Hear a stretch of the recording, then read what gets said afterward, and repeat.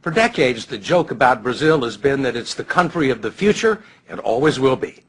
Despite enormous natural resources, it has long displayed an uncanny ability to squander its vast potential. Now, it's beginning to look like Brazil might have the last laugh. While most of the world is consumed with debt and unemployment, Brazil is trying to figure out how to manage an economic boom. It was the last country to enter the Great Recession, the first to leave it, and is poised to overtake France and Britain as the world's fifth largest economy. Its outgoing president may be the most popular politician on the planet, and with the World Cup and the Olympics on the way, Brazil is about to make its grand entrance on the global stage. The story will continue in a moment.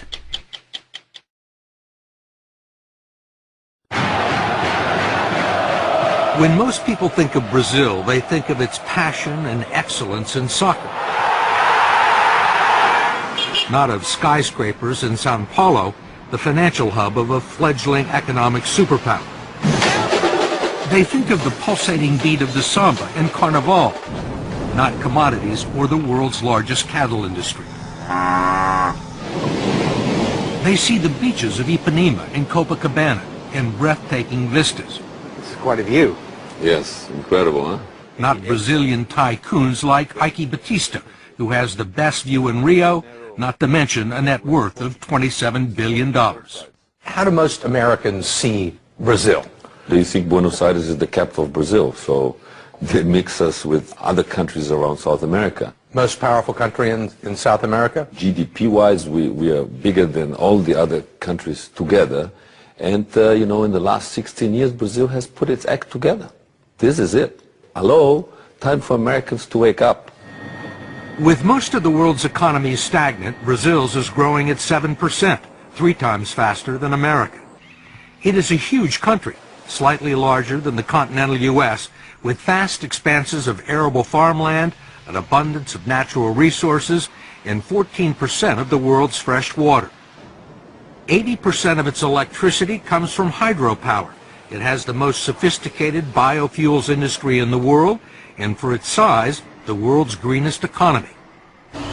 Brazil is already the largest producer of iron ore in the world and the world's leading exporter of beef, chicken, orange juice, sugar, coffee, and tobacco, much of it bound for China, which has replaced the U.S. as Brazil's leading trade partner. And Brazil has the size to match China's appetite. You have it's a big everything. dragon on the other side. You have everything they need. We have, yes. You need the Brazil to basically fulfill the Chinese needs. Batista, who has interests in mining, transportation, and oil and gas, is building a huge superport complex north of Rio with Chinese investment that will accommodate the world's largest tankers and speed delivery of iron ore and other resources to Asia.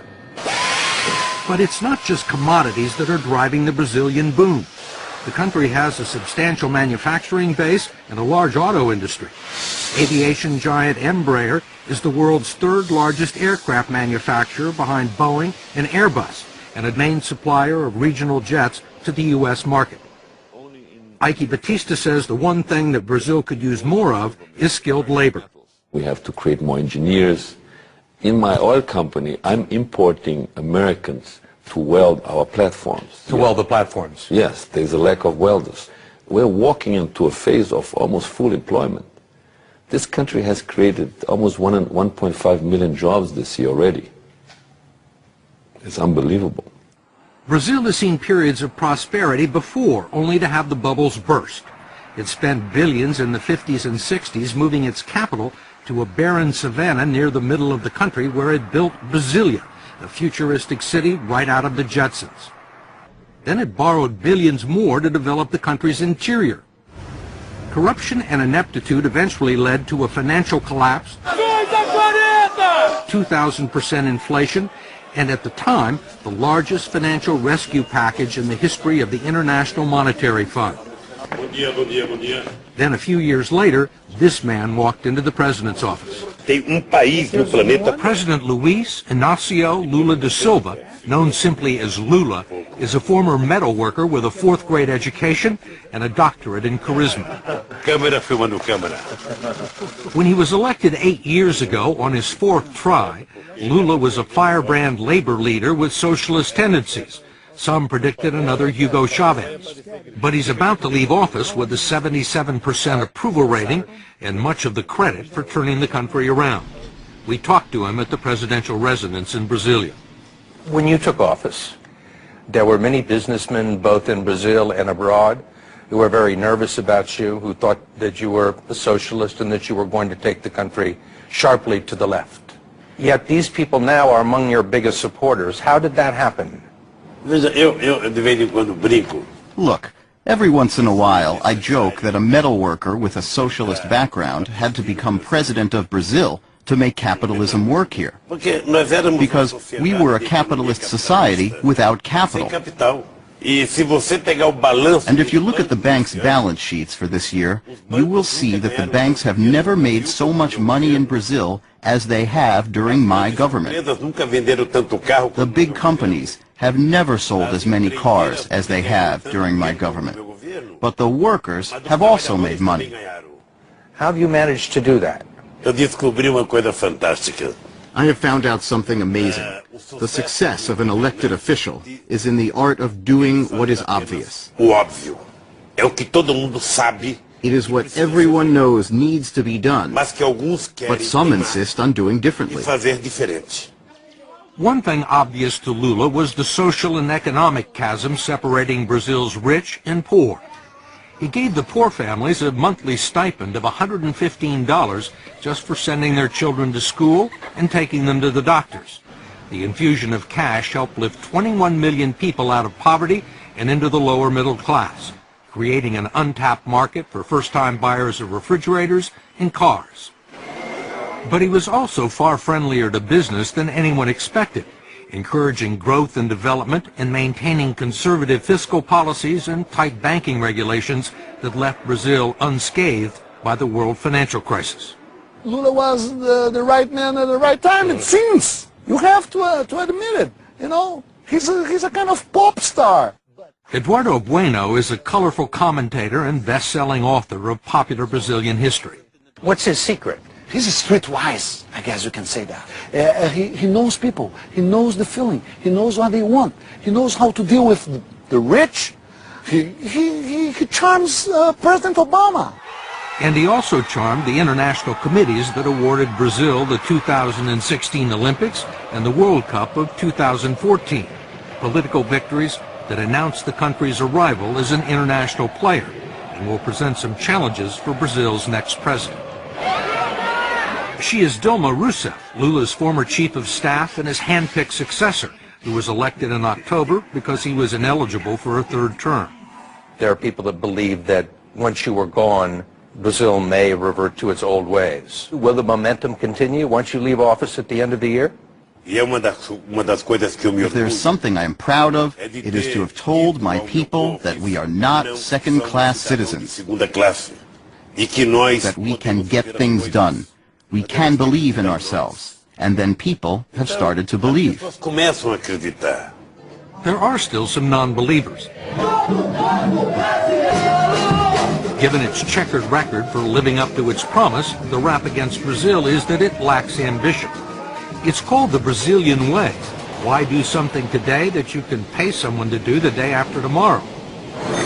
Brazilians put up with incredibly high taxes on almost everything, have a high tolerance for corruption, bureaucratic red tape, and according to Eduardo Bueno, harbor a secret love affair with incompetence. President Charles de Gaulle of France once said that Brazil is not a serious country. Do you believe that? Is Brazil a serious country now? It's not a serious country in several instances because they say that they're going to do something and then don't do something. Here in Rio de Janeiro, you can invite someone to your house, they say they're going to come and they don't show up and they don't think it's, no, who cares? But how can you do business in a loose way? How can you run a country in a loose way? While many in Brazil's cities lust for first world status, the third world is never far away. For decades, Brazil ignored the festering slums known as favelas, which wrap around Rio, overlooking some of the most valuable real estate in the city. They have been staging areas for street crime against tourists and safe havens for drug gangs so well armed that they brought down a police helicopter a few years ago with heavy machine gun fire. Finally, after years of looking the other way, the military police have begun to move in. In recent weeks, some parts of Rio have been a battle zone, with drug traffickers burning buses near some of the sports venues.